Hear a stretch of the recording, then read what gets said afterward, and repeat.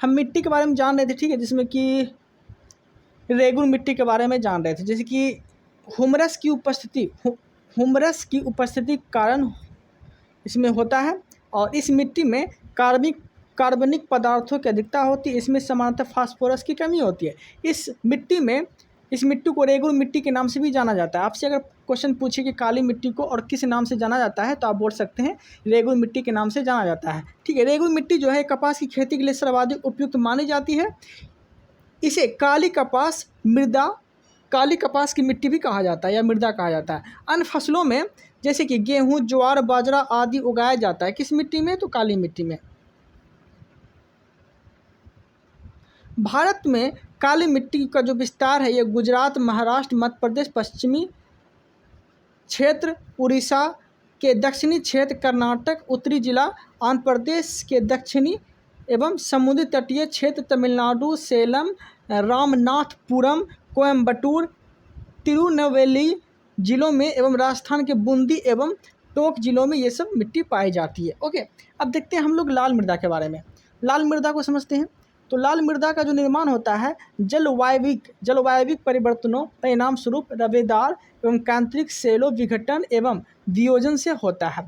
मिट्टी में silica iron की बहुलता होती है। किसमें, तो लाल मिट्टी में सिलिका और आयरन की बहुलता होती है।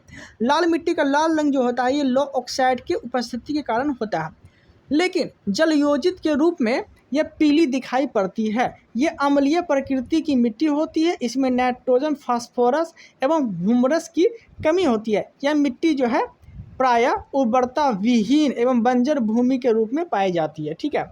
लाल मिट्टी में अगर आप सोचेंगे कि फसल उसल उगाया जाए तो ये पॉसिबल नहीं है, ठीक है, मतलब बहुत ही कम मात्रा में इसमें उगाया जाता है। ओके, लाल मिट्टी जो है ज़्यादातर खनिज के लिए उपयुक्त मानी जाती है, तो ये चीज़ याद रखिएगा।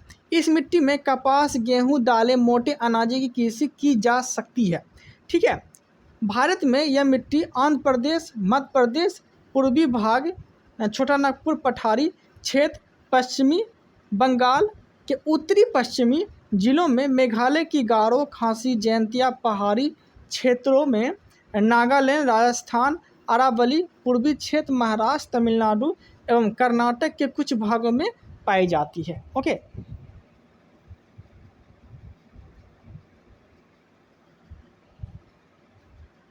लेटराइट मृदा देखते हैं।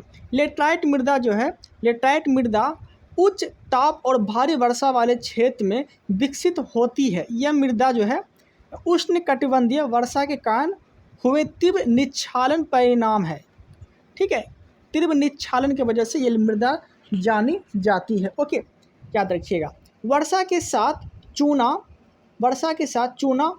और सिलिका तो निच्छालित हो जाते हैं तथा लोहे के ऑक्साइड और एल्युमिनियम यौगिक से भरपूर मृदाएं शेष रह जाती है। उच्च तापमान में आसानी से पनपने वाले जीवाणु ह्यूमरस मात्रा तेजी से नष्ट हो जाती है, ठीक है। ये चीज़ याद रखिएगा। आगे देखते हैं।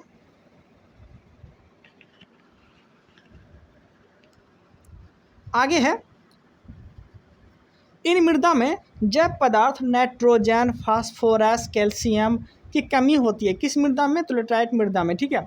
और लोहा ऑक्साइड, पोटास बहुलता होती है।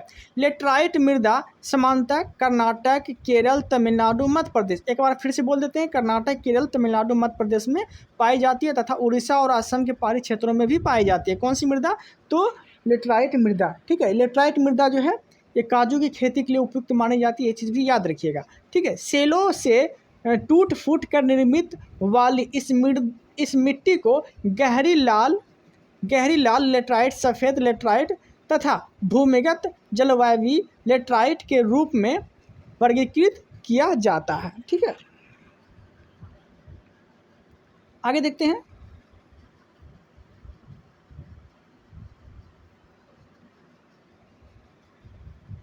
गहरी लाल लेटराइट में लो ऑक्साइड तथा पोटास की बहुलता होती है। इसकी उर्वरता कम होती है, लेकिन निचले भाग में कुछ खेती की जाती है, जैसे कि तमिलनाडु, आंध्र प्रदेश, केरल, ये सब में जो है ये सब में खेती की जाती है। काजू काजू जैसे कि वृक्षों वाली फसलों की खेती के लिए लाल लेटराइट मृदा अधिक उपयुक्त होती है। ओके, तो आपसे अगर क्वेश्चन पूछे कि काजू की खेती के लिए कौन सी मृदा उपयुक्त है तो आप बोल सकते हैं लेटराइट मृदा। ठीक है, सफ़ेद लेटराइट उर्वरता सबसे कम होती है काओलिन। ठीक है, सफ़ेद लेटराइट की उर्वरता सबसे कम होती है और काओलिन के कारण इसका रंग सफ़ेद होता है। आपसे पूछे किसका रंग जो है सफ़ेद किसके कारण होता है तो काओलिन के कारण होता है। भूमिगत जलवायु लेटराइट कॉफ़ी उपजाऊ में उपयुक्त होती है क्योंकि वर्षा में लो ऑक्साइड जल के साथ घुलकर नीचे चले जाते हैं। लेटराइट मिट्टी जो है चाय, इलायची, काजू खेती के लिए उपयुक्त मानी जाती है। ओके, आगे देखते हैं।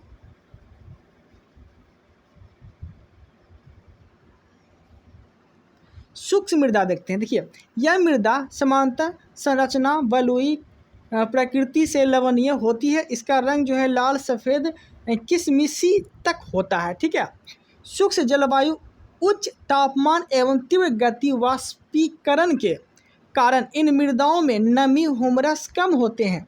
ठीक है, इनमें नाइट्रोजन उपयुक्त फास्फोरस नाइट्रोजन अपर्याप्त, ठीक है, अपर्याप्त और फास्फेट समान मात्रा में होती है। आगे देखते हैं। नोट में लिखा गया है कुछ क्षेत्रों की सूक्ष्म मृदाओं में नमक की मात्रा इतनी अधिक होती है कि इनके पानी को वाष्पीकृत करके नमक प्राप्त किया जा सकता है। ठीक है, इस मृदा की तली में कंकरों की परत चूना की मात्रा बनने के कारण जो है पानी का रिसाव सीमित हो जाता है। इसलिए सिंचाई किए जाने पर इन मृदाओं में पौधे की सतत वृद्धि के लिए नमी सदा उपलब्ध रहती है। ठीक है, सूक्ष्म मृदा में। ठीक है, ये चीज़ याद रखिएगा। आगे देखते हैं। यह मृदा जो है अनुवर क्योंकि इनमें ह्यूमरस एवं जैव पदार्थ का मात्रा में पाई जाती है। ठीक है, इसमें जो ह्यूमरस एवं जैव पदार्थ की मात्रा कम पाया जाता है, कम मात्रा में पाया जाता है। ठीक है, कम मात्रा में पाया जाता है। ओके, यहाँ तक कोई दिक्कत नहीं है। आगे देखते हैं। यह मृदा विशिष्ट शुष्क अथलाकृति वाले पश्चिमी राजस्थान अभिलक्षणिक रूप से विकसित होते हैं। लवण मृदा देखते हैं। ठीक है, ऐसी मृदाओं को ऊसर मृदाएं भी कहते हैं। इसमें सोडियम, पोटासियम और मैग्नीशियम का अनुपात अधिक होता है। इसमें जो है सोडियम, पोटासियम, मैग्नीशियम का अनुपात अधिक होता है। किस मृदा में तो लवणीय मृदा में। ठीक है, यह अनुवर होती है। इसमें किसी भी प्रकार की वनस्पति नहीं उगती है। इसमें नाइट्रोजन एवं चूने की कमी होती है। ये मृदाएं सूक्ष्म और अर्ध सूक्ष्म तथा जलाक्रांत क्षेत्रों और अनूपों में पाई जाती है। इसका अधिकतर प्रसार पश्चिमी गुजरात, पूर्वी तट के डेल्टाओं और पश्चिमी बंगाल के सुंदरबन क्षेत्रों में पाया जाता है। कौन सी मृदा तो लवणीय मृदा। ठीक है, कहाँ पाया जाता है तो पश्चिम बंगाल के सुंदरबन क्षेत्रों में पाया जाता है लवणीय मृदा। ओके, कच्छ केरल में दक्षिण पश्चिम मानसून के साथ साथ नमक के कण आते हैं जो एक पापड़ी के रूप में ऊपरी सतह पर जमा हो जाते हैं। हरित क्रांति वाले क्षेत्रों में अत्यधिक सिंचाई के कारण जलोढ़ नमक जमा हो जाता है। मृदा लवणता ऐसी समस्या से निपटने के लिए खासकर पंजाब और हरियाणा में जिप्सम डालने की सलाह दी जाती है। ठीक है, जिप्सम डालने की सलाह दी जाती है जब नमक जमा हो जाता है तब। ठीक है, किस मृदा में तो लवणीय मृदा में। ठीक है, ये चीज़ आपको याद रखना है।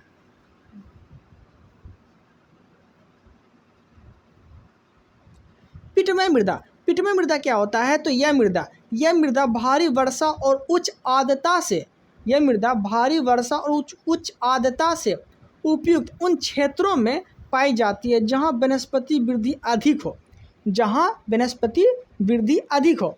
इन मृदाओं में सामान्यतः गाढ़े और काले रंग की होती है। एक बार फिर से पढ़ देते हैं। इन मृदाओं में जैव पदार्थों की मात्रा 40 से 50% होती है।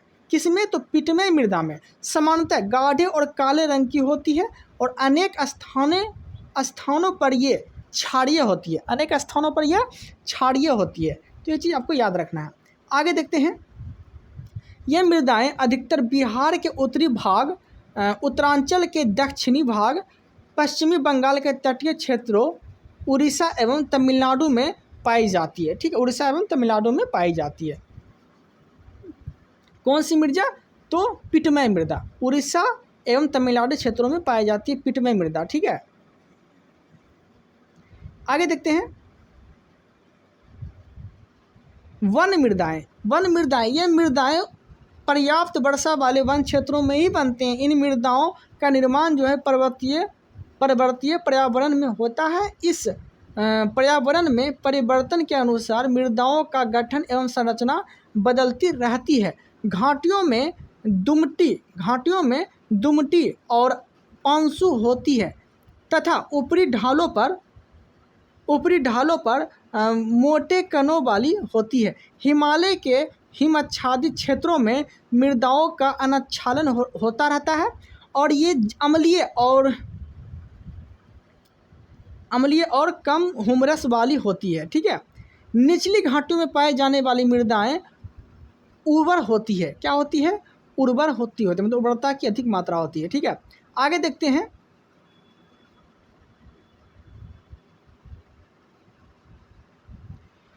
देश में मृदा अपवर्तन और उनके दुष्परिणामों पर नियंत्रण हेतु 1900, ठीक है, परिणामों हेतु, यहाँ मिट गया है, 1955 लिखा है। ठीक है,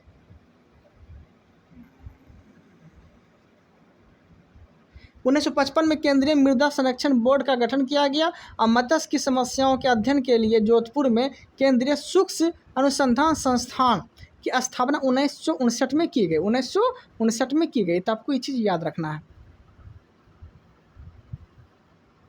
आगे देखते हैं,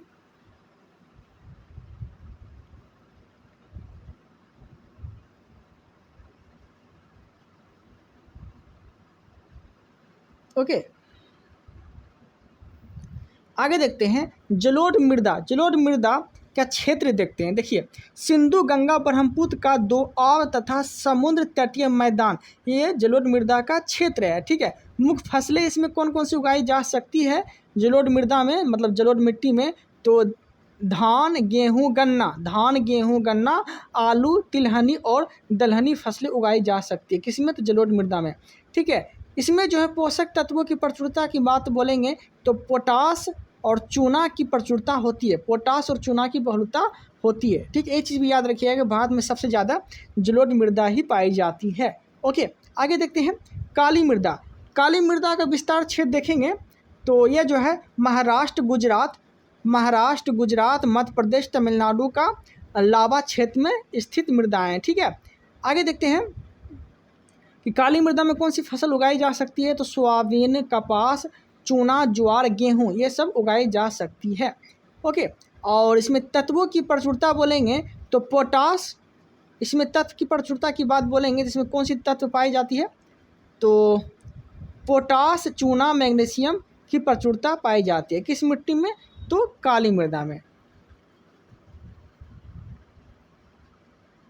लेटराइट मृदा देखते हैं। लेटराइट मृदा का क्षेत्र देखेंगे तो कर्नाटक, केरल, तमिलनाडु, असम, महाराष्ट्र, उड़ीसा के पर्वत पादपीय क्षेत्र में पाए जाते हैं। ठीक है, आगे है चाय, कॉफ़ी, रबर, सिलिकोना, काजू की प्रचुरता होती है। ओके, और मतलब कहने का अर्थ ये हो गया कि लेटराइट मृदा में जो है चाय, कॉफ़ी, रबर, सिलिकोना, काजू की प्रचुरता होती है, मतलब काजू और उगाए जा सकते हैं लेटराइट मृदा में।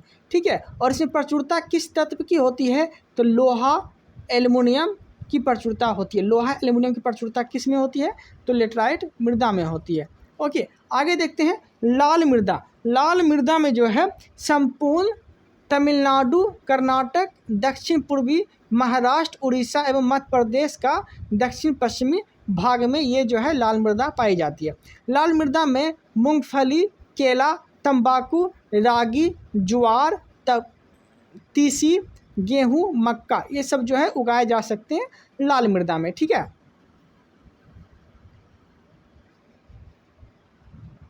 मरुस्थलीय में देखते हैं क्षेत्र कौन सा है, तो पंजाब, हरियाणा, राजस्थान, पश्चिमी उत्तर प्रदेश, ये सब क्या है, तो मरुस्थलीय मृदा पाई जाती है। कहाँ पे, तो पंजाब, हरियाणा, राजस्थान, पश्चिमी उत्तर प्रदेश में मरुस्थलीय मृदा पाई जाती है। और इसमें फसल उगाने की बात बोलेंगे तो इसमें जो फसल उगाया जा सकता है मरुस्थलीय मृदा में, तो बाजरा, ज्वार, मोटा अनाज, सरसों, जौ, ये सब उगाए जा सकते हैं। ठीक है, ये सब चीज़ याद रखिएगा। आगे देखते हैं कि मरुस्थलीय मृदा में किस तत्व की प्रचुरता होती है, तो लवण और फास्फोरस की प्रचुरता होती है। लवण और फास्फोरस की प्रचुरता होती है।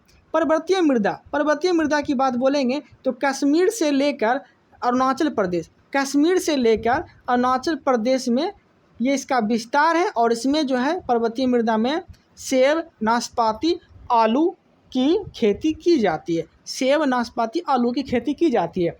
और इसमें प्रचुरता किस तत्व की होती है, तो पोटासियम, फास्फोरस की प्रचुरता होती है। किस मृदा में, तो पर्वतीय मृदा में। ठीक है, तो आपको ये सब चीज़ याद रखना है। आगे देखते हैं मिट्टी की उर्वरता में कमी का कारण। ठीक है, समझते हैं। पहला कारण है कि पोषण तत्वों का ह्रास। दूसरा है निच्छालन, भारी वर्षा के कारण। ठीक है, मिट्टी में उर्वरता की कमी आने लगती है। ठीक है। तीसरा कारण है अपवर्दन। ठीक है, उर्वरता युक्त मिट्टी के सतह का ह्रास। ठीक है, अपवर्दन। ओके। चौथा कारण है कृषि भूमि का अति उपयोग। पांचवा कारण है दोषपूर्ण कृषि प्रबंधन। ओके, तो ये सब चीज़ कारण है मिट्टी की उर्वरता कमी आने का।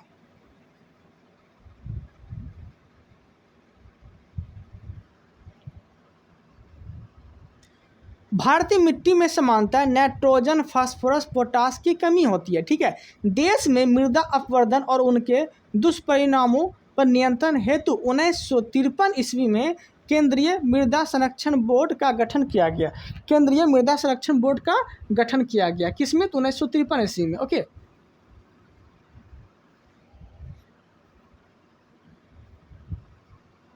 आगे देखते हैं भारत में कुछ क्षेत्रफल का लगभग 51% भाग पर कृषि एवं 4% भाग पर चारागाह, लगभग 21% भूमि पर वन एवं 24% भूमि पर बाजरा तथा बिना उपयोग की खेती की जाती है। ठीक है। आगे देखते हैं उपयोगी है। आगे देखते हैं कृषि राज्य विषय में जिसका उल्लेख संविधान के 8वीं अनुसूची में, मतलब कृषि राज्य विषय जिसका उल्लेख संविधान की 7वीं अनुसूची के प्रविष्टि 14 में है। ओके। आगे समझते हैं, ये जो खटाल में दिया गया है इसको देख लेते हैं, नहीं तो छूट जाएगा।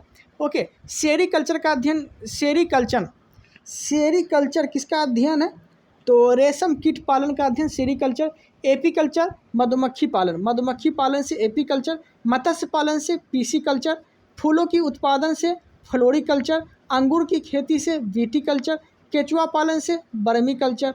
फलों का उत्पादन से पोमोकल्चर। ठीक है। सब्जियों के उत्पादन से ओलेरीकल्चर। ओके। आगे देखते हैं हार्टिकल्चर, बागवानी से हार्टिकल्चर। एरोपोटिक से हवा में पौधों की उगाना, मतलब एरोपोटिक, हवा में पौधों का उगाना जो है एरोपोटिक कहलाता है। हाइड्रोपोनिक्स, ये जल में पौधे को उगाना क्या कहलाता है, हाइड्रोपोनिक्स कहलाता है। ठीक है।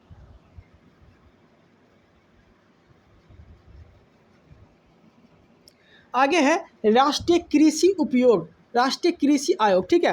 राष्ट्रीय कृषि आयोग ने 4 अक्टूबर 2006 ईस्वी को सिफारिश प्रस्तुत किया कि कृषि को राज्य सूची से हटाकर समवर्ती सूची में लाया जाए। ठीक, कब, तो 4 अक्टूबर 2006 ईस्वी को सिफारिश प्रस्तुत किया गया था। ठीक है। तो ये सब चीज़ आपको याद रखना है। ओके। आगे देखते हैं भारत के अंतरिम मंत्रिमंडल की बात बोलेंगे तो 1946 ईस्वी में स्वतंत्र भारत के पहले मंत्रिमंडल 1947 ईस्वी में कृषि और खाद्य मंत्री डॉक्टर राजेंद्र प्रसाद को बनाया गया था। ठीक है, ये स्वतंत्र भारत के पहले मंत्रिमंडल बने थे डॉक्टर राजेंद्र प्रसाद। ठीक है, आगे देखते हैं। आगे क्या है, तो आगे है भारत में खाद्यान्नों। ठीक है, आगे है भारत में खाद्यान्नों के अंतर्गत, भारत में खाद्यान्नों के अंतर्गत जो है आने वाले कुल क्षेत्र के 47% भाग पर चावल की खेती की जाती है। भारत में मुख्य खाद्य फसल चावल है। भारत विश्व का 21.7% चावल उत्पादक करता है। चावल उत्पादन में भारत का विश्व में दूसरा स्थान है। भारत का जो है चावल उत्पादन में विश्व का दूसरा स्थान है। और प्रथम राज्य की बात बोलेंगे तो पश्चिम बंगाल जो है चावल उत्पादन में अग्रणीय राज्य है। और वैसे देश की बात बोलेंगे तो प्रथम जो है वो चीन आ जाते हैं और दूसरा भारत आ जाते हैं। ठीक है, यहाँ तक कोई दिक्कत नहीं है। आगे देखते हैं।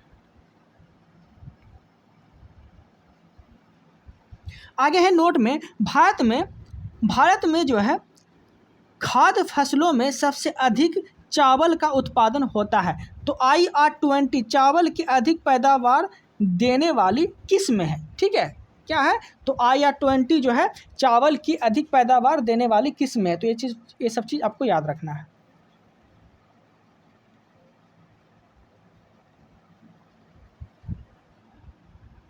विश्व में गेहूं उत्पादन में चीन, ठीक है, और बाद में भारत का दूसरा स्थान है। गेहूं और चावल में दोनों में चीन ही आते हैं। ठीक है, गेहूं और चावल उत्पादन में चीन प्रथम देश आते हैं। ठीक है, आगे देखते हैं कि भारत विश्व का 12% गेहूं उत्पादन करता है। ठीक है, और देश के कुल कृषि योग्य भूमि का लगभग 14% भाग पर गेहूं की खेती की जाती है। ठीक है,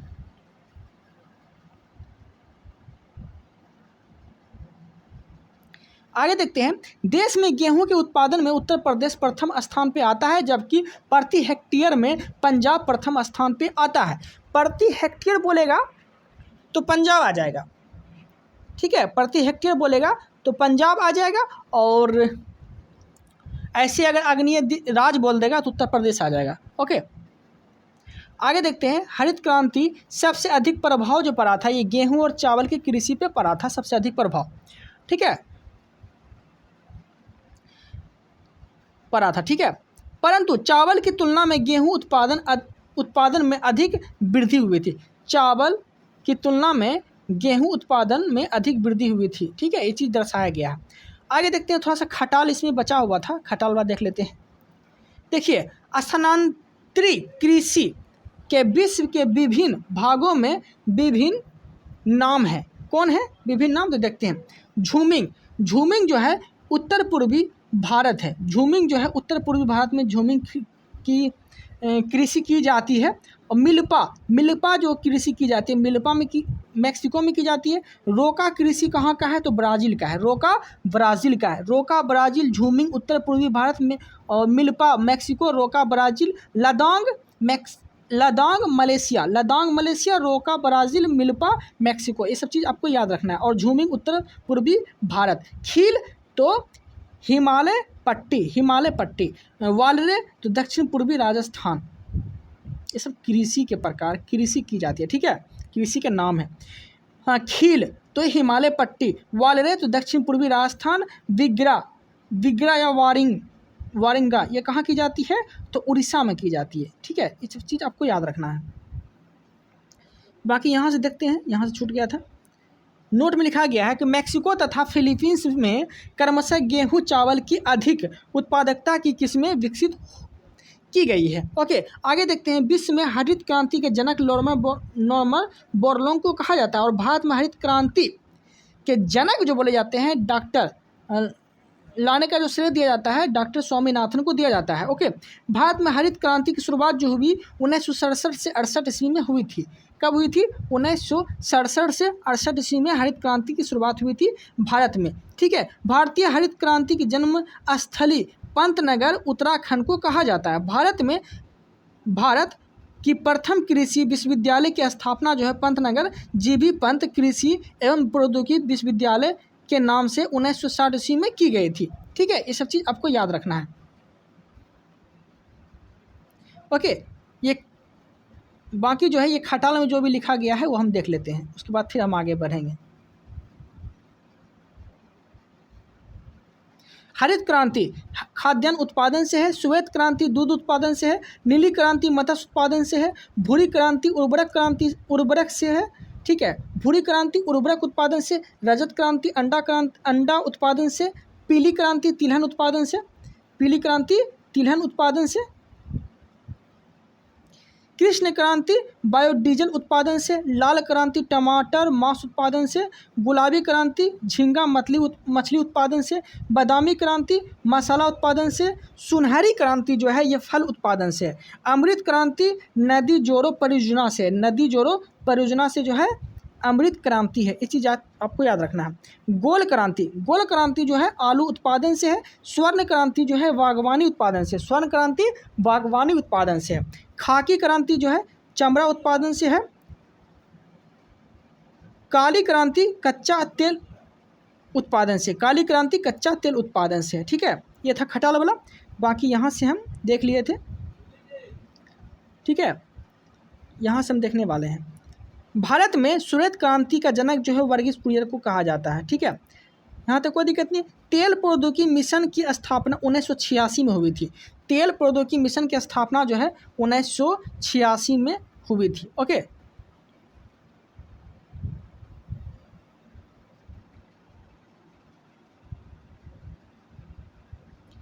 भारत उर्वरक उत्पादन एवं उपभोग में विश्व में तीसरे स्थान पे है। ठीक है, जबकि चीन एवं अमेरिका क्रमशः पहले और दूसरे स्थान पे है। ठीक है, याद रखिएगा, भारत उर्वरक उत्पादन उपभोग में विश्व के तीसरे स्थान पे है। ओके, विश्व के तीसरे स्थान पे, जबकि प्रथम स्थान चीन का, दूसरा अमेरिका का। ठीक है, ये सब चीज़ याद रखिएगा, पहले और दूसरे स्थान पे है। भारत नाइट्रोजनी उर्वरकों में अपनी खपत 94% और फास्फेटी उर्वरकों में खपत 82% करता है। ठीक है, ये चीज़ याद रखना है। पोटासियम उर्वरकों का पूरी तरह से आयात किया जाता है। आम, केला, चीकू, खट्टे नींबू,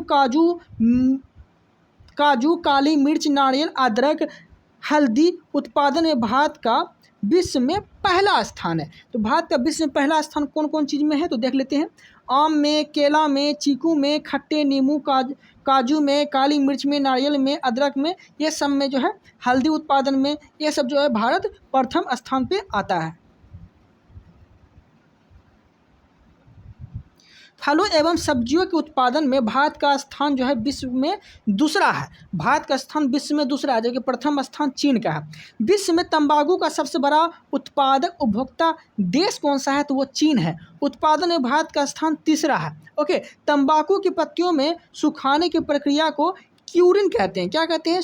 क्यूरिंग कहते हैं। तंबाकू की पत्ती जो होता है उसे सुखाने की प्रक्रिया को क्यूरिंग कहते हैं, जिससे पत्ती में वांछित रंग, रंध आदि गुणों का विकास होता है। ओके, ये चीज़ याद रखना है।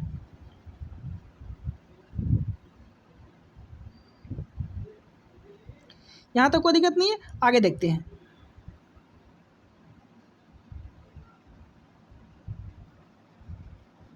भारत में चाय की खेती 1840 ईस्वी में असम ब्रह्मपुत्र नदी घाटी में प्रारंभ हुई थी। चाय की पत्ती में कैफीन तथा टेनिन की प्रचुर मात्रा पाई जाती है। ओके, टेनिन की प्रचुर मात्रा पाई जाती है। भारत में सर्वोत्तम चाय जो होती है ये दार्जिलिंग में पैदा होती है। भारत की सर्वोत्तम और अच्छा किस्म का जो चाय होता है ये दार्जिलिंग में पैदा की जाती है। ओके, विश्व प्रसिद्ध उलंग किस्म चाय की ताइवान में पैदा की जाती है। विश्व प्रसिद्ध जो उलंग की चाय की किस्म है ये ताइवान में उगाई जाती है। ठीक है, सबसे उच्च कोटि का कहवा जो है वो अरेबिका है। कहवा की अन्य 2 किस्म और भी हैं, तो वो कौन है तो रोबास्ता और लिबेरिका। ठीक है, ये चीज़ याद रखिएगा। सबसे उच्च कोटि का बोलेगा तो अरेबिका, उसके बाद जो है अन्य में बोलेंगे तो रोबास्ता और लिबेरिका। ये सब जो है कहवा की किस्म है। ओके, आगे देखते हैं।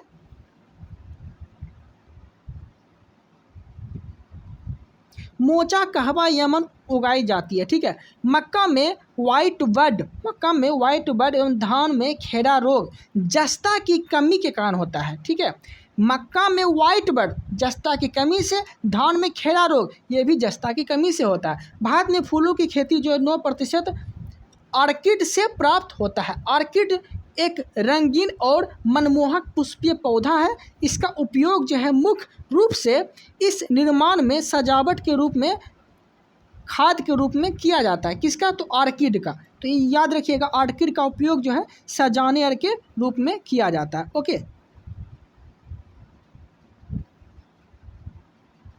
ठीक है, सजावट के रूप में एवं खाद एवं के रूप में परंपरागत दवाइयों के निर्माण में किया जाता है। भारत में इसकी खेती उत्तर पूर्वी जलवायु क्षेत्रों में की जाती है। अरुणाचल प्रदेश, सिक्किम, हिमाचल प्रदेश ऑर्किड की खेती के लिए उपयुक्त क्षेत्र मानी जाती है। कृषि के लिए अरुणाचल प्रदेश को ऑर्किड के रूप में भी जाना जाता है। अरुणाचल प्रदेश को ऑर्किड के रूप में भी जाना जाता है। ये चीज़ याद रखना है। ठीक है, क्योंकि ऑर्किड की खेती वहाँ भी होती है, मतलब कि ओके उगाई जाती है। ज्वार अथवा क्लस्टर चीन एक ल्यूमिनस फसल है और ग्वार के बीज ग्वार गोद उत्पन्न करने के लिए कच्चे पदार्थ के रूप में उपयुक्त होते हैं। वैश्विक स्तर पर तेल और गैस उद्योग द्वारा इसका उपयोग हाइड्रोलिक फ्रैक्चरिंग तकनीक में किया जाता है। ओके, वर्तमान में शेल गैस निष्कासन के लिए ज्वार गोंद की मांग है। ओके, भारत में विश्व में ज्वार गोंद का सबसे बड़ा उत्पादक है। ज्वार गोंद का सबसे बड़ा उत्पादक है।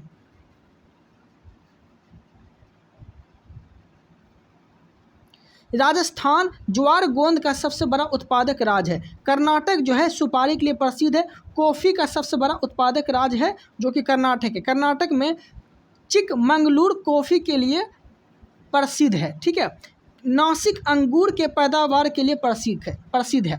ओके, ये चीज़ आपको याद रखना है। ओके, कर्नाटक सुपारी और कॉफ़ी के लिए सबसे बड़ा उत्पादक राज्य है। कर्नाटक में चिकमंगलूर जो है ये कॉफ़ी की खेती के लिए प्रसिद्ध है और नासिक जो है अंगूर की खेती के लिए प्रसिद्ध है। ये चीज़ याद रखना है।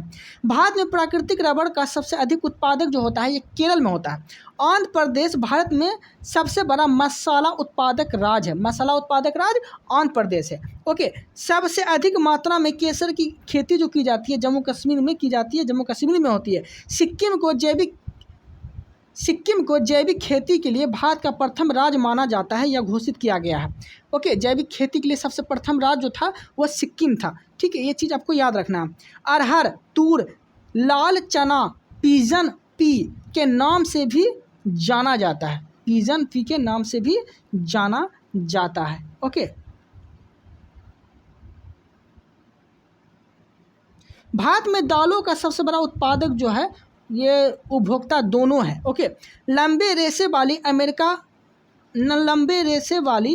अमेरिकन कपास को देश के उत्तर पश्चिमी भाग के नरमा कहा जाता है। कपास पर फूल आने के समय आकाश बादल रहित होना चाहिए। विश्व में लंबे रेशे के कपास का सबसे बड़ा उत्पादक एवं आयातक देश यूएसए है। ठीक है, क्या है? तो यूएसए है।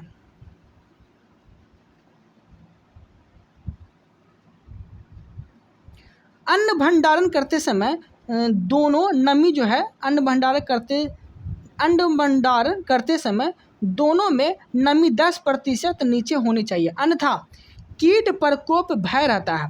दलहनी फसलों के उत्पादन हेतु कोबाल्ट आवश्यक तत्व है। ठीक है, दलहनी फसलों के उत्पादन को कोबाल्ट आवश्यक तत्व है। ओके, रबर की फसल ये अक्टूबर नवंबर में बोई जाती है। रबर की फसल जो है अक्टूबर नवंबर में की जाती है और मार्च अप्रैल में काट ली जाती है। इसकी मुख्य फसल जो है रबी फसल में गेहूँ, जौ, चना, मटर, आलू, राई, अलसी। क्या क्या बोले? गेहूँ, जौ, चना, मटर, सरसों, आली, अलसी, ये सब जो है रबी फसल के अंतर्गत आते हैं। ओके, आगे देखते हैं खरीफ फसल। खरीफ फसल जो है दक्षिण पश्चिम मानसून तत्काल के बाद की गई फसल है। यह जो है जून जुलाई में बोई जाती है और नवंबर दिसंबर में काट ली जाती है। इसकी मुख्य फसल कौन सी है जो कि खरीफ फसल के अंतर्गत आते हैं? तो धान, गन्ना, तिलहन, ज्वार, बाजरा, मक्का, अरहर, कपास, मूंगफली, मडुआ, तिल, सोयाबीन आदि, ये सब क्या है? तो ये सब खरीफ फसल है। ठीक है, खरीफ फसल की बुआई बोलेगा तो जून जुलाई और नवंबर दिसंबर में काट ली जाती है। ओके, आगे देखते हैं गर्मा फसल। गर्मा फसल क्या है? तो यह मई जून में बोई जाती है और जुलाई अगस्त में काट ली जाती है। इसकी मुख्य फसल जो है राई, मक्का, ज्वार, जूट, मडुआ है। ओके,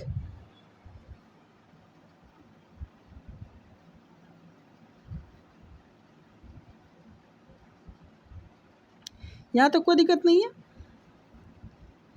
यहाँ प्रमुख फसल एवं उसके स्थान देख लेते, कौन सा विश्व में कौन सा स्थान है। जैसे कि प्रमुख फसल में स्थान देख लेते हैं। जैसे कि धान उत्पादन में, मतलब धान का जन्म स्थान, ठीक है, धान पहली बार उगाया जो गया था वो भारत और इंडोनेशिया में स्थान में उगाया गया था। ठीक है, जन्म स्थान है। मक्का का जन्म स्थान कौन सा है? तो मध्य अमेरिका में उगाया गया था। ओके, गेहूं का मध्य स्थान कौन है? गेहूं पहली बार मध्य एशिया में उगाया गया था। तंबाकू का दक्षिण अमेरिका में, रबर का दक्षिण अमेरिका ब्राज़ील में, उड़द का भारत में, मसूर का चीन में, अमरूद का अमेरिका में, ठीक है, जौ का चीन में, अरहर का अफ्रीका में, सोयाबीन का चीन में, मूंग का भारत में, ज्वार का भारत में, चाय का चीन में, कहवा का तो ब्राज़ील में। ये सब चीज़ जो है जन्म स्थान इसका है। ओके, कौन सा जन्म स्थान, कौन सा मतलब पहली बार उगाया गया था किस देश में? ओके, तो मसूर चीन हो गया, कहवा ब्राज़ील हो गया, अमरूद अमेरिका हो गया, आलू पेरू हो गया, टमाटर मेक्सिको हो गया, गन्ना भारत हो गया, बाजरा अफ्रीका हो गया। ये सब जो है जन्म स्थान है, ये सब जो पहली बार उगाया गया था। ओके,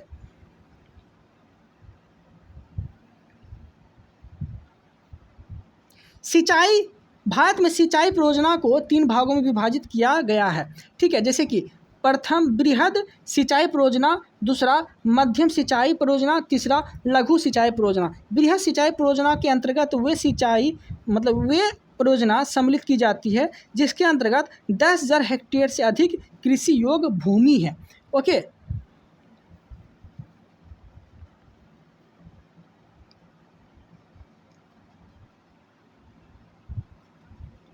मध्यम सिंचाई परियोजना के अंतर्गत वे परियोजनाएं सम्मिलित की जाती है जिसके अंतर्गत 2000 से 10,000 हेक्टेयर कृषि योग्य भूमि हो। ठीक है, ये चीज़ याद रखना है। लघु सिंचाई परियोजना के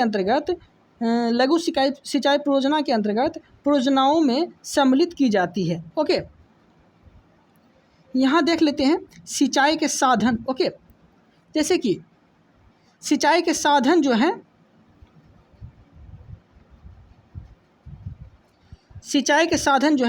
सिंचाई जो की करती है भारत में, ये 55.9% जो कुआं और नलकूप से सिंचाई होती है, नहर से 31.4% होती है, तालाब से 6.1% होती है और अन्य स्रोत से 6.6% से सिंचाई होती है। ओके, तो ये सब चीज़ आपको याद रखना है।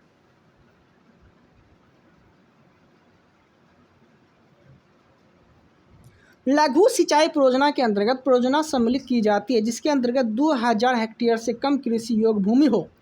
मध्यम सिंचाई परियोजना के अधीन 63% छोटी सिंचाई योजनाओं के अधीन है। ठीक है, विश्व का सर्वाधिक सिंचित क्षेत्र में 21% एवं भारत में 20.2% है। क्या चीज़ का? विश्व का सर्वाधिक सिंचित क्षेत्र। चीन में 21%, भारत में 20.2% है।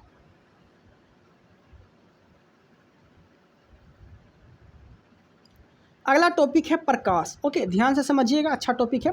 प्रकाश एक प्रकार की ऊर्जा है जो विद्युत चुम्बकीय तरंग के रूप में संचारित होती है। इसका ज्ञान हमें आँखों से प्राप्त होता है। इसका तरंगदैर्घ्य जो है 3900 एंगस्ट्रम से 7800 एंगस्ट्रम के बीच होता है। किसका? तो प्रकाश का तरंगदैर्घ्य। ओके, आपसे कोई प्रकाश का तरंगदैर्घ्य पूछे तो 3900 एंगस्ट्रम से 7800 एंगस्ट्रम के बीच आप बोल सकते हैं। ओके, यहाँ तक कोई दिक्कत नहीं है। सन 1637 ईस्वी में दरकाते ने प्रकाश के कणिका मॉडल प्रस्तुत किया था? कौन किया था? तो दकार्ते ने 1637 ईस्वी में प्रकाश की कणिका मॉडल प्रस्तुत किया था। कौन? तो दरकाते, तथा शनेल के नियम के अनुसार जो है व्युत्पन्न किया जाता है। ठीक है, किया गया। ओके, यहाँ तक कोई दिक्कत नहीं है। आगे देखते हैं।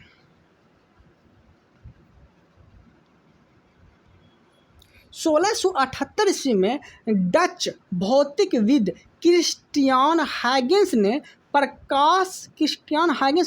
प्रकाश के तरंग सिद्धांत प्रस्तुत किया था।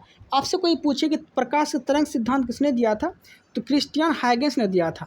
ठीक है, जब टॉमस यंग ने 1801 ईस्वी में अपना व्यतिकरण संबंधी प्रसिद्ध उपयोग किया, तो तब यह निश्चित रूप से प्रमाणित हो गया कि वास्तव में प्रकाश की तरंगवत सन 1850 ईस्वी में कुको द्वारा किए प्रयोग द्वारा यह दर्शाया गया कि जल में प्रकाश की चाल वायु में प्रकाश की चाल से कम है। ठीक है, इस प्रकार तरंग मॉडल की प्रगुति ठीक है की पुष्टि की गई थी। ठीक है, प्रगुति की पुष्टि की गई थी 1850 में। किसके द्वारा? तो फूको द्वारा यह प्रयोग द्वारा यह दर्शाया गया था कि जल में प्रकाश की चाल वायु में प्रकाश की चाल से कम होती है। ओके, आगे देखते हैं। प्रकाश तरंगें निर्वात में कैसे संचारित हो सकती है? तो इसकी व्याख्या जो है जेम्स क्लार्क मैक्सवेल, प्रकाश तरंगें निर्वात में कैसे संचारित हो सकती है, तो इसकी व्याख्या जो है जेम्स क्लार्क मैक्सवेल जो कि स्कॉटलैंड के थे, इसके द्वारा प्रकाश संबंधी प्रसिद्ध विद्युत चुम्बकीय सिद्धांत प्रस्तुत करने पर हो पाई। मैक्सवेल के अनुसार जो है प्रकाश तरंगें परिवर्तनशील विद्युत तथा चुंबकीय क्षेत्रों से संबंध है। परिवर्तनशील विद्युत क्षेत्र समय तथा द्वित स्थान प्रकाश में परिवर्तनशील चुंबकीय क्षेत्र उत्पन्न करता है, तथा परिवर्तनशील चुंबकीय क्षेत्र में समय तथा दीर्घ स्थान में परिवर्तनशील विद्युतीय क्षेत्र उत्पन्न करता है। ये चीज़ आपको याद रखना है। ओके,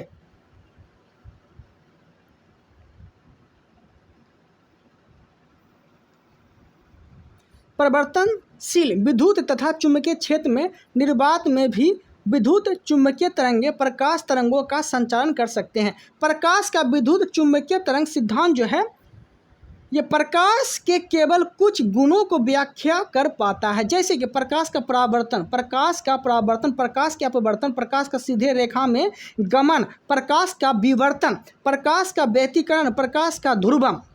ठीक है, ये सब क्या है? तो प्रकाश के प्रकार हैं। ठीक है, ये सब चीज़ याद रखना है आपको।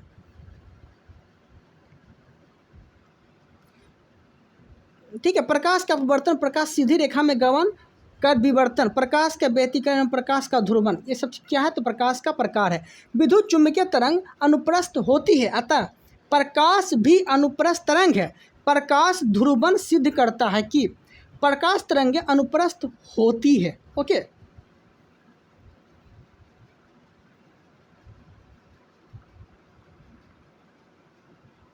आगे है प्रकाश के कुछ गुण ऐसे हैं जिनकी व्याख्या तरंग सिद्धांत नहीं कर पाता, जैसे कि प्रकाश विद्युत प्रभाव, क्रॉम्पटन सिद्धांत।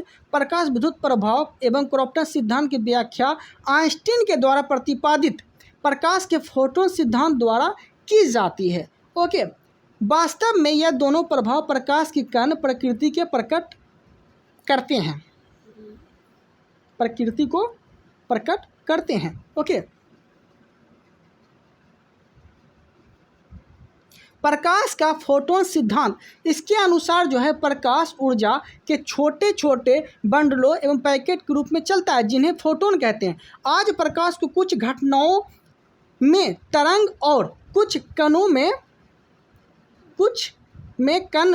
में माना जाता है। इसी को प्रकाश की दोहरी प्रकृति कहते हैं, यानी विद्युत चुम्बकीय विकिरण द्वैत व्यवहार करता है। प्रकाश जो है विद्युत प्रभाव, जब कोई पदार्थ धातु एवं अधातु, ठोस, द्रव, गैस किसी विद्युत चुम्बकीय विकिरण जैसे एक्सरे, दृश्य, प्रकाश आदि से ऊर्जा घोषित करने के बाद इलेक्ट्रॉन उत्सर्जित करता है तो इसे प्रकाश विद्युत प्रभाव कहते हैं। इस प्रक्रिया में जो इलेक्ट्रॉन निकाले जाते हैं उन्हें प्रकाश इलेक्ट्रॉन कहते हैं। सन 1887 ईस्वी में एच हटरज ने यह प्रयोग किया था। ओके, आगे देखते हैं। अल्बर्ट आइंस्टीन ने 1921 ईस्वी में प्रकाश विद्युत प्रभाव की व्याख्या के लिए भौतिकी का नोबेल पुरस्कार इसको सम्मानित किया गया था। ठीक है, तो भौतिकी का नोबेल पुरस्कार जो है आइंस्टीन को 1921 में दिया गया था प्रकाश विद्युत प्रभाव के लिए। तो ये चीज़ आपको याद रखना है। प्रकाश के वेग की गणना जो है सबसे पहले रोमन ने की थी। ठीक है, वायु और निर्वात में प्रकाश की चाल सबसे अधिक होती है और कितना होती है, तो 3 × 10⁸ मीटर पर सेकेंड होती है, या फिर इस तरह से आप किलोमीटर में बता सकते हैं। ओके,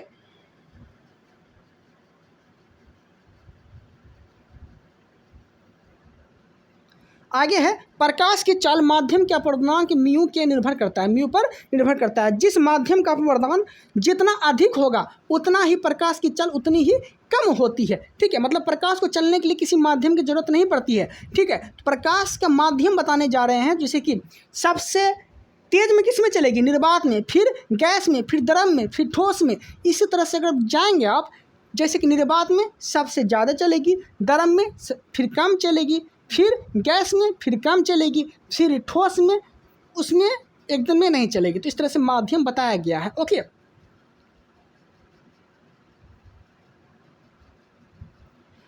हवा में प्रकाश की चाल दाब, ताप एवं घनत्व से स्वतंत्र होती है। प्रकाश को सूर्य से पृथ्वी तक आने में औसत जो मिनट लगता है 8 मिनट 16.6 सेकेंड के समय लगता है। ओके, चंद्रमा से परिवर्तित प्रकाश को पृथ्वी तक आने में 1.8 सेकेंड लगता है। ओके, प्रकाश के प्रति व्यवहार के आधार पर वस्तुओं को निम्न भागों में बांटा जा सकता है। ओके, वस्तुओं को निम्न भागों में बांटा जा सकता है। पहला है प्रतिदीप्त वस्तुएं। प्रतिदीप्त वस्तुएं वे वस्तुएं जो स्वयं के प्रकाश से प्रकाशित होती है, जैसे सूर्य, विद्युत बल्ब आदि। ये सब क्या है, तो प्रतिदीप्त वस्तुएं हैं। दूसरा है अप्रतिदीप्त वस्तुएं। वे वस्तुएं जिनका अपना स्वयं का प्रकाश नहीं होता है लेकिन उन पर प्रकाश डालने पर वह स्वयं दिखाई देने लगती है, जैसे कि मेज की कुर्सी। ये सब क्या है, तो अप्रतिदीप्त वस्तुएं हैं। ओके, अब देखते हैं विभिन्न माध्यमों में प्रकाश की चाल देख लेते हैं। निर्वात में प्रकाश की चाल 3 × 10⁸ मीटर पर सेकेंड होता है। कांच में प्रकाश की चाल 2 × 10⁸ मीटर पर सेकेंड होता है। तारपीन के तेल में प्रकाश की चाल 2.04 × 10⁸ मीटर पर सेकेंड होता है। ओके, जल में प्रकाश की चाल 2.25 गुना बोल सकते हैं, या फिर 2.25 × 10⁸ मीटर पर सेकेंड होता है। ओके, रॉक सॉल्ट में प्रकाश की चाल कितना होता है, तो 1.96 × 10⁸ मीटर पर सेकेंड होता है। ओके, आगे है नायलॉन। लाइनोन जो है, लाइनोन में प्रकाश की चाल कितनी होती है, तो 1.96 × 10⁸ मीटर पर सेकेंड होता है। ओके,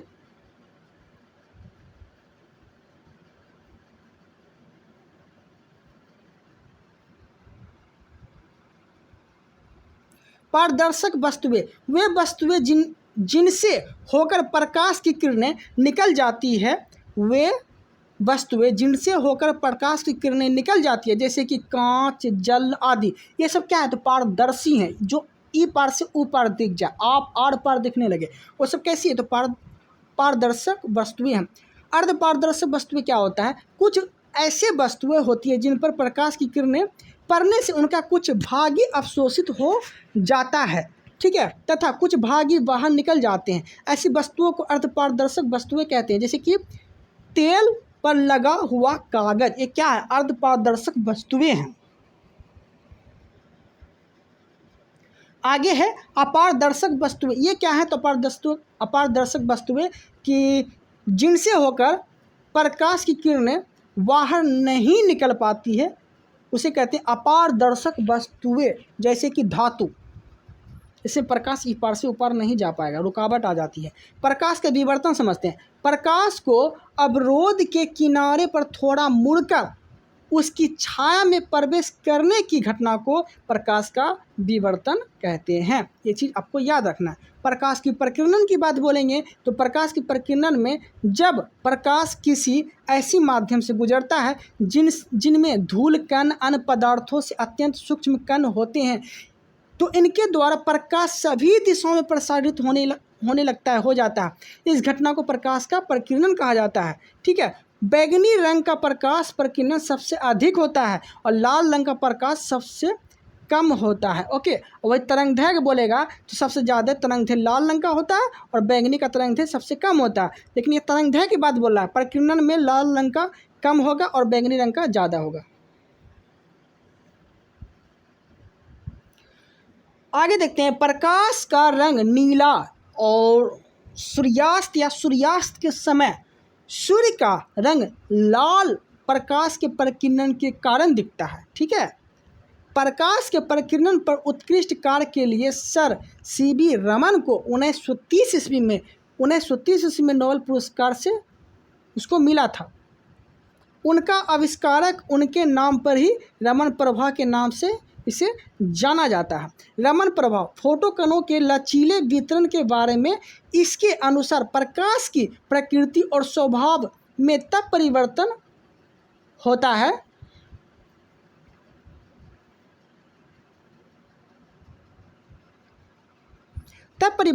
है जब वह किसी पारदर्शी माध्यम, ठोस, द्रव, गैस में कोई भी प्रकाश ऊर्जा कणों को फैला देती है। यानी रमन प्रभाव में ठोस पदार्थों, तरल पदार्थों या गैसों के अणुओं द्वारा प्रकाश का प्रकीर्णन शामिल है। रमन प्रभाव में आपतित प्रकाश को तरंगदैर्घ्य के निकट अतिरिक्त वर्णक्रमीय रेखाओं के प्रकट होना शामिल है। प्रकीर्णित प्रकाश में रमन रेखाएं मूल तरंगदैर्घ्य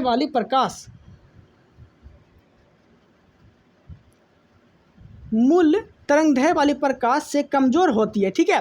यानी जब कोई एक वर्णीय प्रकाश द्रव और ठोसों से होकर गुजरता है तो उनमें आपतित प्रकाश के साथ अत्यल्प तीव्रता का कुछ अन्य वर्णों का प्रकाश देखने में आता है।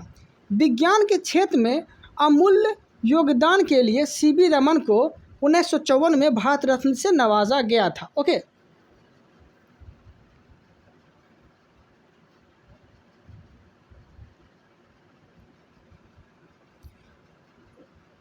अट्ठाईस फरवरी 1948 ईस्वी को सीवी रमन ने रमन प्रभाव की खोज की थी।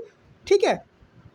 तभी 28 फरवरी को भारत में विज्ञान दिवस मनाया जाता है। ओके। रमन प्रभाव की खोज के लिए विज्ञान दिवस हम लोग 28 फरवरी को मनाते हैं। देखिए 28 फरवरी 1928 में किया था, ये चीज़ याद रखिएगा। प्रकाश का परावर्तन, देखिए प्रकाश के निचले पृष्ठ से टकराकर वापस लौटने की घटना को प्रकाश का परावर्तन कहते हैं। परावर्तन के दो नियम हैं। एक है आपतित किरण, आपतन बिंदु पर अभिलंब और परावर्तन किरण एक ही तल में होते हैं। ओके।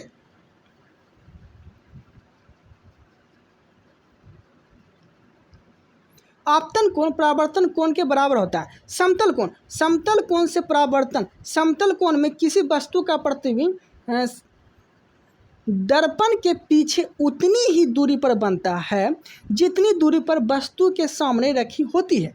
यह प्रतिबिंब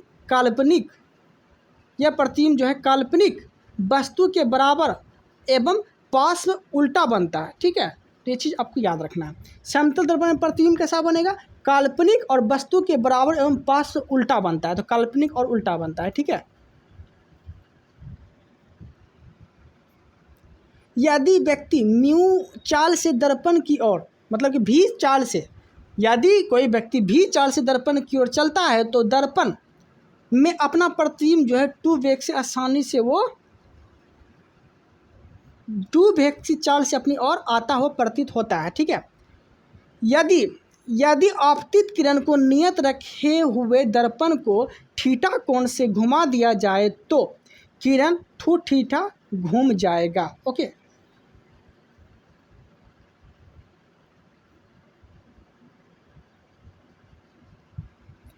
समतल दर्पण में वस्तु का पुनः प्रतिबिंब देखने के लिए दर्पण की लंबाई वस्तु की लंबाई की कम से कम आधी होनी चाहिए। ठीक है, यदि दो समतल दर्पण थीटा डिग्री कोण पर झुकी हो तो उनके बीच रखी वस्तु के प्रतिबिंब की संख्या की गणना निम्न प्रकार से की जाती है। आगे है, यदि 360/थीटा एक सम संख्या आए तो संख्या वस्तु के n बराबर थीटा 1 होगी। ठीक है, देख ये सब किताबी भाषा है, हम आपको समझाते हैं। ठीक है, जैसे कि कोई दो समतल दर्पण है ऐसे करके, ठीक है, और ये 90 डिग्री पे रखा हुआ है, तो यही बोलेगा आपसे किसमें तो प्रतिबिंब बनेगा, ये कितना डिग्री पे बनेगा। ठीक है, कितना डिग्री बनेगा प्रतिबिंब, कुछ नहीं करना है। जब ये बोला है ना कि 90 डिग्री पे झुका हो तो कुछ नहीं करना है, 360, यही थीटा के बारे में बोल रहा है। थीटा कितना डिग्री पे है, 90 डिग्री पे है, तो 90 डिग्री यहाँ से काटेंगे, 1 0 1 0 जब काटेंगे तो 4 आएगा। तो ये 4 क्या आया, सम आया, तो सम संख्या में 4 में से 1 माइनस कर देना है। 4 में से क्या करना है, 4 में से 1 माइनस करके 3 लिख देना है। ठीक है, तो ये आपका आंसर हो गया। ओके, तो ये सब चीज़ आपको याद रखना, यही चीज़ बोला गया है।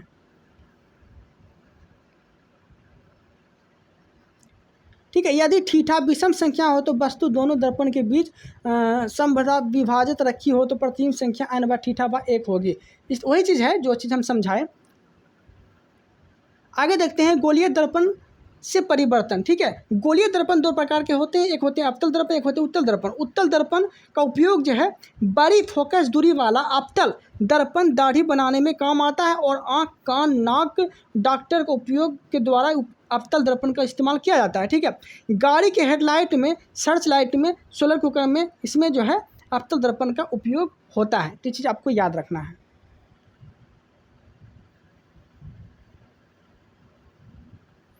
ओके,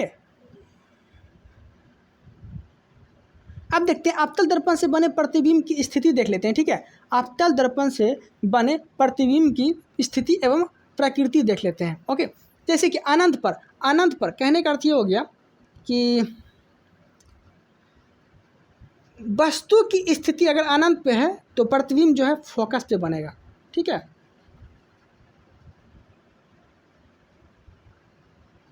ओके, यहाँ तक कोई दिक्कत नहीं। वस्तु की तुलना छोटा बिंदु मात्र होता है, प्रतिबिंब उल्टा एवं वास्तविक होता है।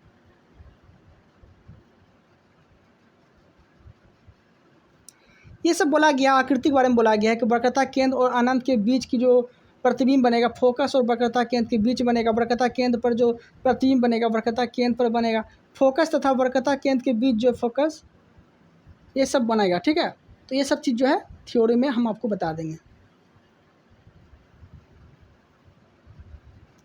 उत्तल दर्पण से बने प्रतिबिंब, उत्तल दर्पण में प्रत्येक दिशा में प्रतिबिंब दर्पण के पीछे और ध्रुव और फोकस के बीच वस्तु से छोटा और सीधा आभासी बनता है। ठीक है, दर्पण, उत्तल दर्पण का उपयोग जो है, इसका उपयोग गाड़ी के चालक के सीट के पीछे के दृश्य देखने में इसका इस्तेमाल किया जाता है। ठीक है, दूसरा है कि सोडियम परावर्तन के लैंप में इस सब में जो है उत्तल दर्पण का इस्तेमाल किया जाता है। ठीक है, प्रकाश का अपवर्तन देखते हैं। प्रकाश का अपवर्तन जो है, जब प्रकाश की किरणें एक पारदर्शी माध्यम से दूसरे पारदर्शी माध्यम में प्रकाश प्रवेश करती है तो दोनों माध्यम में अलग तले पर अभिलंब आपातापी होने पर बिना मुड़े सीधे निकल जाती है। ठीक है, परंतु तिरछी आपातानी होने पर वे अपनी मूल दिशा से विचलित हो जाती है। इस घटना को प्रकाश का अपवर्तन कहते हैं। प्रकाश की कोई किरण विरल माध्यम से सघन माध्यम में, जैसे हवा क्या है तो विरल है, पानी क्या है तो सघन है, तो वही बात बोला गया है। विरल से सघन माध्यम में जाती है तो वह दोनों माध्यम में पृष्ठ पर खींचे गए अभिलंब की ओर झुक जाएगी। ठीक है, अभिलंब से और झुक जाएगा। अब देखिए मेरे भाषा में समझिए, जैसे कि ये खींचा गया रेखा है, ठीक है, कोई प्रतिबिंब है, ये क्या है अभिलंब है। ठीक है, तो ये बात बोला गया है कि ये मान लीजिए जल है, प्रकाश जो है जल से अगर वायु में जाएगा, ठीक है, तो प्रकाश ना अभिलंब से दूर जाके झुकेगा। ये अभिलंब है ना, ये अभिलंब से दूर जाके झुकेगा। ठीक है, लेकिन वही अगर वायु से जल में जाए प्रकाश, तो ये जो है अभिलंब से अभिलंब की ओर ही झुक जाएगा, यही बात बोला गया है। ओके। आपतित किरण अभिलंब तथा परावर्तित किरणों के एक ही समतल दर्पण में स्थित होते हैं कि इन्हीं दो माध्यमों के लिए आपतन कोण, त्रिज्या तथा परावर्तन कोण का अनुपात नियतांक होता है। ठीक है। नियतांक को पहले माध्यम से सापेक्ष दूसरे माध्यम में अपवर्तनांक कहते हैं। इस नियम को स्नेल का नियम कहते हैं। क्या कहते हैं? नियतांक को पहले माध्यम से सापेक्ष दूसरे माध्यम का अपवर्तनांक कहते हैं। इस नियम को स्नेल का नियम भी कहा जाता है। ओके। किसी माध्यम का अपवर्तनांक जो है भिन्न भिन्न रंग के प्रकाश के लिए विभिन्न होता है। तरंगदैर्घ्य बढ़ने के साथ अपवर्तनांक का मान कम हो जाता है। अतः लाल रंग का अपवर्तनांक सबसे कम तथा बैंगनी रंग का अपवर्तनांक सबसे अधिक होता है। ताप बढ़ाने पर भी सामान्यतः अपवर्तनांक घटता है, लेकिन यह परिवर्तन बहुत ही कम होता है।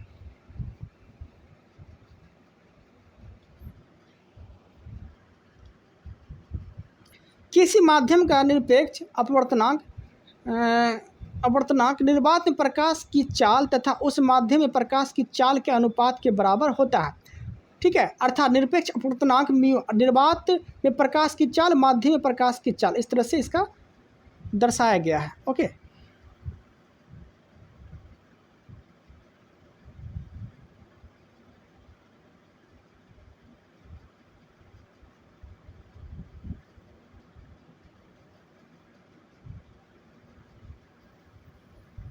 आगे देखते हैं प्रकाश के अपवर्तन के कारण। ठीक है, एकदम घटनाएं।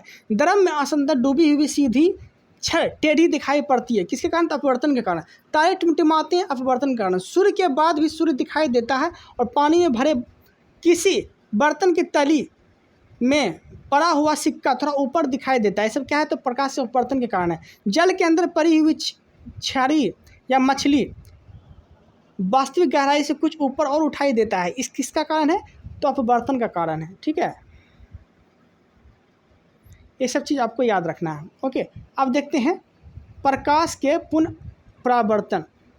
देखिए, कांतरिक कोण सघन माध्यम से विरल माध्यम में बना तो आपतन कोण होता है, जिसके लिए विरल माध्यम में अपवर्तन कोण का मान 90 डिग्री होता है। ठीक है। आपतन कोण का मान कांतरिक कोण से थोड़ा सा अधिक कर दे तो प्रकाश के विरल में बिल्कुल ही नहीं जाता है, बल्कि संपूर्ण परावर्तित होकर सघन माध्यम में ही लौट आता है। ओके। इस घटना को प्रकाश के पुनांतिक परावर्तन कहते हैं। अब मेरे माध्यम से समझिए। जैसे ये कोई वस्तु है, यहाँ हम प्रकाश दिए, ये अभिलंब है। ठीक है। देखिए, ये कोई वस्तु है, ये अभिलंब है, यहाँ हम प्रकाश दिए, ये हो गया, देखिए ये अभिलंब हो गया, ये हो गया जल, ये हो गया वायु। ठीक है। तो यही बात बोला गया है, जल मतलब पुनरांतरिक परावर्तन घटना कब होगी? जब जल क्या है? सघन है। जल क्या है? सघन है। तो सघन से विरल में जाएगी ना, तो ये जो है ना सघन से विरल में जाएगी, तभी जो है यह पुनरांतरिक परावर्तन घटना हो सकती है। यही सब चीज़ आपको बताया गया। जैसे कि हीरा का चमकना, रेगिस्तान में मरीचिका का बनना, जल में पड़ी परखनली का चमकना, कांच में आई दरार का चमकना, ये सब क्या है? तो पुनरांतरिक परावर्तन की घटना है। ओके। इस वीडियो में इतना ही रहने देते हैं। मिलते हैं हम लोग अगले वीडियो में। Thank you. Thanks for watching.